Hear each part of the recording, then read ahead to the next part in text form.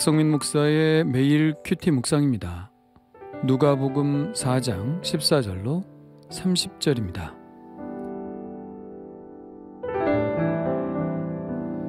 예수께서 성령의 능력으로 갈릴리에 돌아가시니 그 소문이 사방에 퍼졌고 친히 그 여러 회당에서 가르치심에 뭇사람에게 칭송을 받으시더라. 예수께서 그 자라나신 곳 나사렛에 이르사 안식일에 늘 하시던 대로 회당에 들어가사 성경을 읽으려고 서심해 선지자 이사야의 글을 들이거늘 책을 펴서 이렇게 기록된 데를 찾으시니 곧 주의 성령이 내게 임하셨으니 이는 가난한 자에게 복음을 전하게 하시려고 내게 기름을 부으시고 나를 보내사 포로된 자에게 자유를 눈먼 자에게 다시 보게 함을 전파하며 눌린 자를 자유롭게 하고 주의 은혜의 해를 전파하게 하려 하심이라 하였더라. 책을 덮어 그 맡은 자에게 주시고 앉으시니 회당에 있는 자들이 다 주목하여 보더라.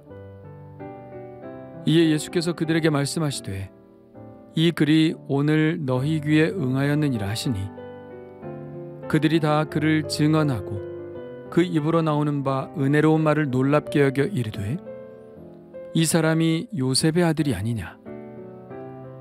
예수께서 그들에게 이르시되 너희가 반드시 의사야 너 자신을 고치라 하는 속담을 인용하여 내게 말하기를 우리가 들은 바 가버나움에서 행한 일을 내 고향 여기서도 행하라 하리라.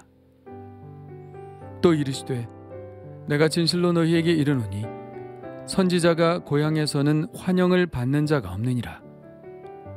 내가 참으로 너희에게 이르노니 엘리야 시대에 하늘이 3년 6개월간 닫히어 온 땅에 큰 흉년이 들었을 때에 이스라엘에 많은 과부가 있었으되 엘리야가 그중 한 사람에게도 보내심을 받지 않고 오직 시돈 땅에 있는 사렙다의 한 과부에게 뿐이었으며 또 선지자 엘리사 때에 이스라엘에 많은 나병 환자가 있었으되 그 중에 한 사람도 깨끗함을 얻지 못하고 오직 수리아 사람 나아만 뿐이었느니라. 회당에 있는 자들이 이것을 듣고 다 크게 화가 나서 일어나 동네 밖으로 쫓아내어 그 동네가 건설된 산 낭떠러지까지 끌고 가서 밀쳐 떨어뜨리고자 하되 예수께서 그들 가운데로 지나서 가시니라. 아멘.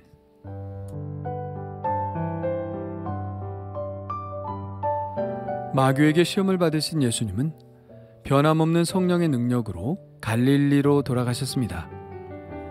갈릴리는 예수님의 첫 사역지죠. 좀 더 정확히 말하면 가버나움입니다. 이곳에서 이미 예수님의 사역이 사방에 소문이 났고 안식일마다 회당에서 가르치신 그 가르침은 너무나 귀하여 사람들의 칭송이 자자했습니다. 가버나움에서의 사역은 매우 성공적이었죠. 그런데 오늘 말씀의 주 배경은 나사렛입니다. 예수님이 자라나신 곳 나사렛에서의 예수님의 사역은 어떤 반응을 불러 일으켰을까요? 예수님은 가버나움에서 늘 회당에서 가르치셨듯이 나사렛에서도 회당에 들어가셔서 성경을 읽으려고 서셨습니다. 회당에서는 30세만 되면 누구나 말씀을 전할 자격이 주어졌죠. 3장 23절에 예수님이 가르치심을 시작하실 때에 30세쯤 되셨다고 말씀하고 있죠. 예수님은 지금 갓 30세가 넘으셨기 때문에 아마도 나사렛 회당에서는 처음으로 말씀을 전하는 것일 것입니다. 회당의 담당자는 마침 이사야 두루마리를 예수님께 드렸죠. 알다시피 이사야는 꽤 긴 성경입니다. 두루마리 중에서 아마도 가장 부피가 컸을 것입니다. 예수님은 두루마리를 한쪽은 말고 또 한쪽은 펴면서 거의 끝에 자리 잡은 말씀을 찾으셨습니다. 바로 이사야 61장 1절 이하의 말씀입니다. 이렇게 시작합니다. 주의 성령이 내게 임하셨으니. 이 말씀은 장차 오실 메시아에 관한 예언인데요. 메시아의 조건은 성령의 충만함이라는 것을 말하고 있죠. 그런데 우리는 지금까지 무엇을 보았나요? 예수님께서 세례 받으실 때 성령이 비둘기 같은 형체로 강림하셨음을 읽었습니다. 마귀에게 시험을 받으실 때도 성령의 이끌리심을 받으셨고요. 또 지금 갈릴리에서 복음을 전파할 때도 성령께서 이끄셨다고 말씀하고 있습니다. 그러므로 예수님이 이 이사야의 구절을 찾아 읽으셨다는 것은 예수님 자신이 누구이신지를 밝히시는 것이죠. 누가복음은 이 예언처럼 성령에 이끌려 사역하시는 예수님이야말로 예언된 메시아라는 것을 우리에게 전하고 있는 것입니다. 그렇다면 메시아가 오셔서 하시는 일은 무엇이라고 이사야는 전하고 있을까요? 가난한 자에게 복음을 전하고 포로된 자에게 자유를, 눈먼 자에게 다시 보게 함을, 눌린 자를 자유롭게 하며 주의 은혜를 전파하는 것이라 써 놓았습니다. 여기서 가장 핵심적인 단어는 바로 은혜의 해이죠. 은혜의 해는 사면의 해라고도 번역할 수 있는데요. 우리가 잘 알고 있는 희년을 말하는 것입니다. 7년이 7번 돌아 50년째 해를 희년이라고 부르죠. 말 그대로 기쁨의 해입니다. 이때는 종되었던 자가 자유를 얻고 토지를 저당 잡혔던 자가 다시 돌려받는 해이죠. 그러나 이사야 선지자는 그 희년을 더 확대해서 메시아가 오시는 해야말로 모든 고통받는 자들의 고통이 끊어지는 완전한 의미에서의 희년이라고 선포하고 있는 것입니다. 예수님은 바로 이 말씀을 읽으시고 매우 의미심장한 말씀을 하셨죠. 이 글이 오늘 너희 귀에 응하였느니라. 이사야는 먼 미래를 바라보고 예언을 했지만 지금 이 회당에서 말씀을 듣고 있는 이 시대의 사람들에게는 이 예언이 이루어졌다는 것입니다. 다시 말하면 예수님이 바로 하나님의 성령의 기름 부으심을 받고 이 세상 모든 사람들의 억눌림을 해방시키러 오신 메시아라는 것을 말씀하고 계신 것이죠. 예수님은 이 말씀대로 정확히 행하셨습니다. 모든 병자들을 고치셨고 귀신에 사로잡혀 있는 자들을 해방시키셨습니다. 모든 고통받는 자들의 그 눌림을 해방시키시고 참된 회복의 날들을 그들에게 선물하셨습니다. 그리고 무엇보다도 우리가 죄의 길을 버리고 아버지의 집으로 다시 돌아올 수 있는 길, 바로 십자가의 구원의 길을 내셨죠. 그야말로 비로소 이 이사야에서의 말씀이 사람들의 귀에 응한 것입니다. 이 말씀을 읽고 예수님은 강론을 하실 때 사람들은 예수님을 증언했죠. 아마도 가버나움을 비롯한 갈릴리 지역에서 이미 행하신 놀라운 일들에 대해 말했을 겁니다.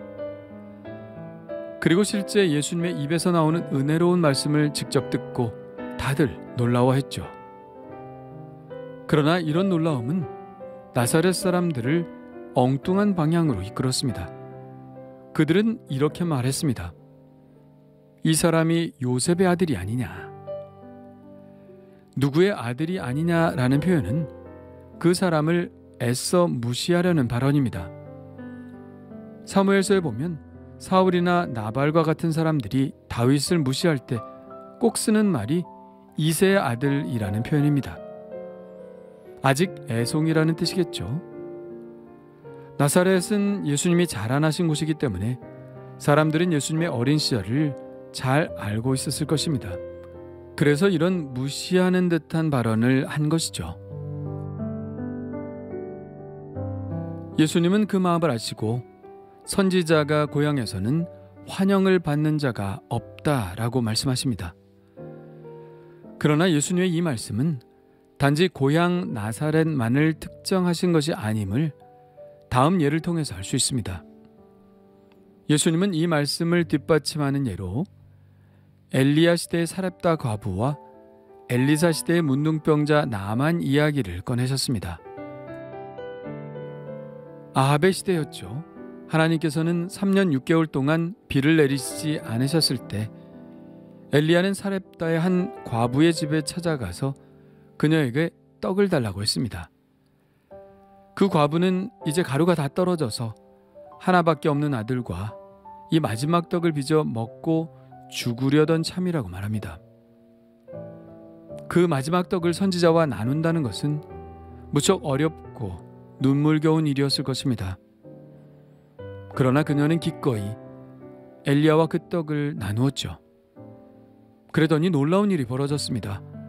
가뭄이 끝날 때까지 가루통의 가루가 기름병의 기름이 마르지 않은 것입니다.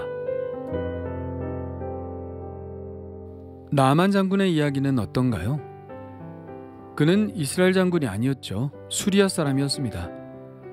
그가 문둥병에 걸렸을 때 그 집에서 일하던 유대인 여종의 말을 듣고 병이 나을 수 있을 것이라는 한 가닥 소망을 품고 엘리사를 찾아왔습니다. 그런데 엘리앗은 나아만 장군을 만나보지도 않고 다짜고짜 요단강에서 몸을 7번 담그라고 말하죠. 나아만 장군은 자기에게 나와 손을 얹고 기도하지도 않고 사환을 통해 말을 전하는 것과 또 특별한 비법이 있는 것도 아니고 요단강에서 몸을 7번 씻으라고 하는 말이 자기의 상식으로는 이해가 가지 않았습니다. 그래서 화를 내고 다시 돌아가려고 했죠. 그러나 함께 있었던 사환은 그에게 말합니다. 선지자가 더 어려운 일을 시켰어도 하지 않겠느냐고요. 요단강에 7번 몸을 담그는 일은 쉬운 일이니 속는 셈 치고 한번 해보자고요. 이 말을 들은 나아만은 요단강으로 가서 7번 몸을 담급니다. 그랬더니 나병이 사라지고 피부가 어린아이 피부같이 되었죠. 예수님이 예로 든 이 두 사람의 공통점은 무엇일까요? 바로 이방인이었다는 것입니다. 그 흉년 때 오직 은총을 입은 사람은 바로 사렙다 과부 한 명뿐이었고 수많은 나병 환자들 중에서 고침을 받은 사람도 이방인 나만 장군 한 사람뿐이었습니다. 예수님은 왜 이 예를 들었을까요? 앞으로 구원이 이방인들에게 임할 것이라는 말씀을 지금 하고 계시는 것입니다. 지금 당장은 나사렛에서만 예수님을 거부하는 듯 보이지만 결국 유대인 전체가 복음을 거부할 것이고 반면에 이방인들은 이 복음에 순종할 것이라는 말씀을 하시는 것이죠. 사렙다 과부와 나아만의 공통점은 또한 그들이 선지자들의 말에 순종했다는 것입니다.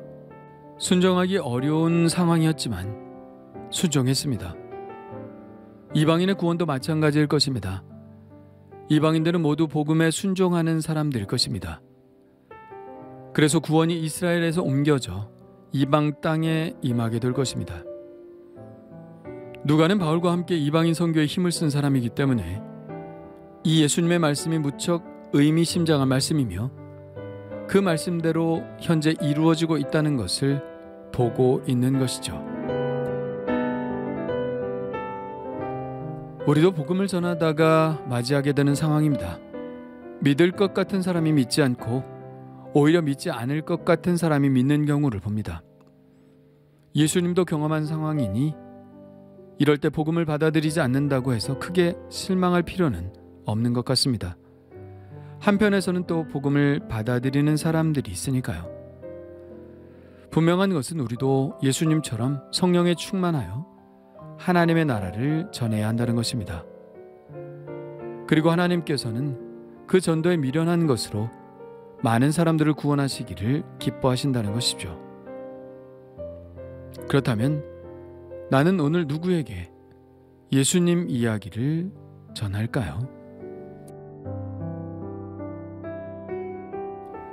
주님 감사합니다. 진정한 해방자 예수 그리스도를 믿습니다. 나의 삶을 해방하러 오셔서 죄의 짐을 풀어주신 주님. 지금도 사렙다 과부처럼 나만 장군처럼 곤경에 처해 있는 사람들이 있습니다. 주님 도우셔서 그런 자들에게 복음을 전할 수 있게 하시고 우리처럼 참된 은혜의 해, 해방의 해를 맞이하게 하여 주옵소서. 예수님의 이름으로 기도합니다. 아멘.